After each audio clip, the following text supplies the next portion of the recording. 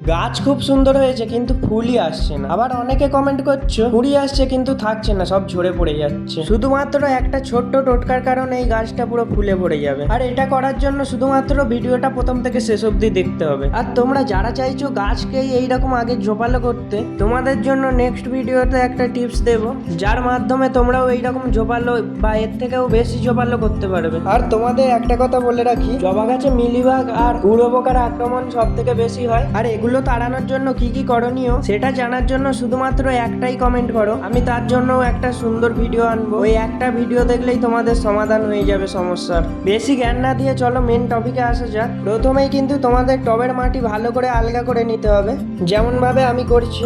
আর এই টবের মাটি আলগা করার সময় ওপরের দিকে ভাসা শেকড়গুলো একটু কেটে যাবে, আর সেই নিয়ে কোনো ভয় পাওয়ার দরকার নেই।